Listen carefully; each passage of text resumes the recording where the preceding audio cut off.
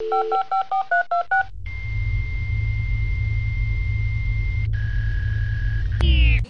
there gamers, Sweet Johnny Cage here, And I'm Old School Fool. and today we're bringing you Sega Superstars Tennis for the Xbox 360, PS3, and the Wii. Pretty much everything but the PSP. I'm sorry. Exactly, PSP across the board action. I don't know why the PSP didn't get this title. I totally see that it could have done it, but it didn't get it. Obviously, Sega Superstars Tennis is very reminiscent to Sega's most popular title, Virtua Tennis.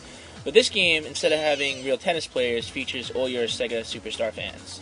That's right, and a quick list of the default characters here is Sonic, obviously, II from Super Monkey Ball, Knights from Nights into Dreams for the Saturn and the new Wii sequel, Ooh La La from Space Channel 5 for the Dreamcast. That was for the Dreamcast, right? Ooh La La. That's right. Beat from Jet Grind Radio. Yeah, Jet Grind Radio. From Samba de Amigo, that crazy beat-matching Maraca title.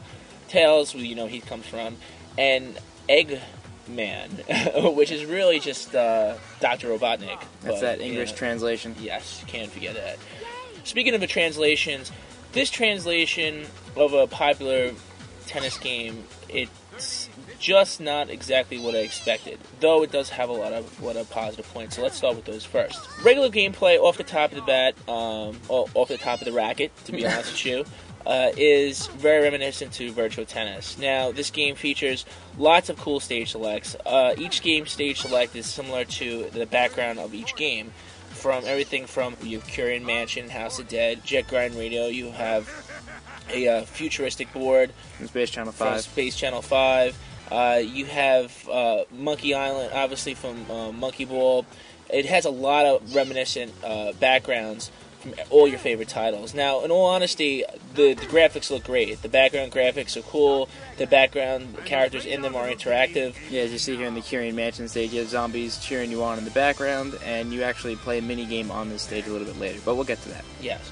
So overall, it looks like a nice title, but during gameplay, we've noticed when things get hot and heavy, some of the frame rate actually drops, which this is a next-generation title, or supposedly playing on next-gen systems, and in all honesty, I mean, graphics are good, but I don't see anything really out of sorts of, typical graphics engine nowadays, where the frame rate really should be dropping. Yeah, it's pretty much inexcusable with today's hardware. Now, overall, the characters play very similar to, they have their own attributes, kind of like Virtua Tennis, like Tommy Haas is all around. Some guys are power hitters, some guys are closer to the ground. I guess you can just lightly tap the button where you get a quick swing off of it. Some of them are better backhand, stuff like that. But it really doesn't, in all honesty, each character doesn't really have much of an edge. And if anything, more characters have more of a deficiency. For instance, the Knight's character, he's like a floating character, and when you try to swing a tennis racket, he almost never hits the ball. You never can really judge where he is.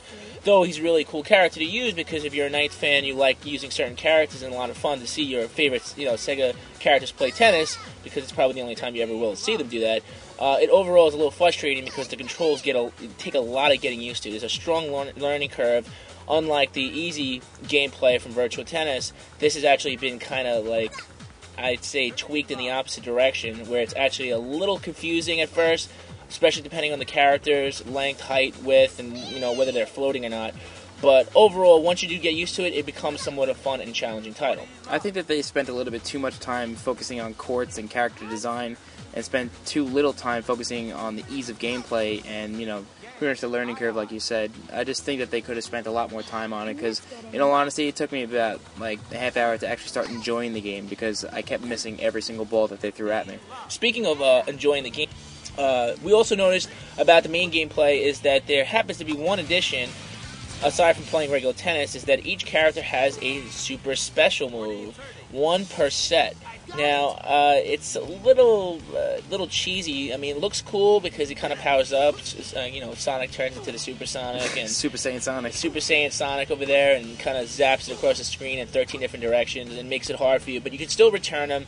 But most of the time, it's actually a very cheesy and 90% of the times an overpowering move, because you don't know where it's going, especially on some of the stages where the frame rate drops and you can't see anything. It's just a cool, cheesy move that your opponent who's really losing is going to get the upper hand on you. Okay, and the way that you activate these special moves is that you have to wait for the star below you to start glowing, and then you press the trigger buttons, and then it activates. Each character has a different special move. Sonic goes Super Saiyan. Ulala is able to actually control the direction of the ball, kind of like... It reminded me... Almost like a puzzle piece, pipe dreams or something. Yeah, it almost reminded me of Pikachu's saving jump in Super Smash Bros., where you could actually direct a couple directions of where he jumps. That's pretty much what it really reminded me of until it gets to the other side of the court. But still, it's fairly easy to return. It's either really easy or really hard, some of these supers. It kind of unbalances the gameplay.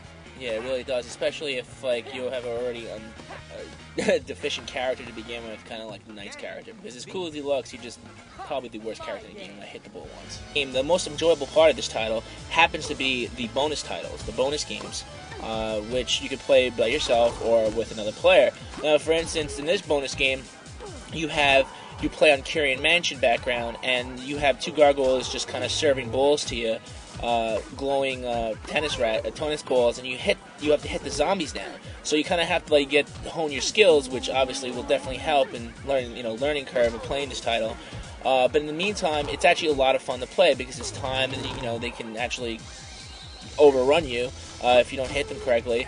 And there's a lot of other cool bonus stages. Aside from just hitting zombies, you even get the cool stuff to Monkey Ball. You can actually have to push the balls through the portal. It's a tag team event. There's even a competitive one where you're on, I think it's the Jet Grind, or maybe it might be a Sega stage or a Robotnik stage, but you actually have to collect a bunch of rings until you get the Chaos Emeralds. And you go head-to-head with your friend. You get 3 shots, 3 hits, and then you're dead. And you just have 2 kind of robots just throwing electrified balls at you. And overall, this game actually happens to be probably the most fun bonus game I've played in quite a long time. Definitely. So, I mean, it's not even really it has nothing to really do with the game because you kind of flying past everything. But it happened. I mean, we caught ourselves playing it for more than I could say 10-15 minutes. Yeah, exactly. And it wasn't just we spent a decent amount of time on all the mini games because we just got so sick of not really being able to control the tennis play, so we just decided to play all the mini games where all you have to do is move around. So the mini games in themselves is just an enjoyment at all, to say the least. So it's definitely worth picking up for the mini games and to play the old school virtual tennis style with your favorite Sega Superstars characters. Now we played the mini games for a while. We played versus mode for a pretty long time, but I decided to move on to Superstars mode. Superstars mode is the main adventure mode. This is how you unlock everything. You complete all the challenges and all these different stages. You unlock characters, courses. You can even unlock some soundtracks, which is pretty cool. If you just want to pop in a game just to listen to the music. And if you're a total Sega fan, obviously you don't want any more. Definitely. All these challenges are actually pretty cool because you get to play on all these different courts, mainly against the computer players. After you play versus mode for a little while, you start to get a hang of things, and all these challenges just become kind of easy and kind of annoying just to do to unlock stuff. But it's a necessary thing in every game. And last but not least in this game is Live, or the PS3 Online. I wouldn't really know how it plays because I've never been able to play anybody on it. No one plays this game on Live. So if you have it, give it a shot. Yeah, just tell us what you think, because honestly, we found absolutely no one playing this title. Overall, we're going to say that Sega Superstars Tennis across the board is going to give us a 70. And we're going to give it with a 3 Lonnie face. Overall, this isn't really a tennis title. This happens to be a very fun Sega fan party title. With a lot of bonus games, cool background stages, and fast gameplay, this makes for a lot of fun for a limited amount of time. If you're looking to pick up an actual serious tennis game with your favorite characters, this is not it. Definitely go for Virtua Tennis. Virtua Tennis. If you can, for the Dreamcast. Oh, yes. That's probably the best version. But overall, 70, 3 Lonnie face. If you're a Sega fan, you should definitely check this title out.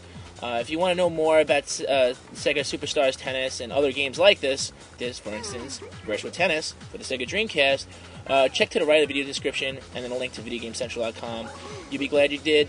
Guys, thanks for watching, and we'll talk to you guys soon. I'm Sweet Johnny Cage. And I'm Old School Fool. Peace.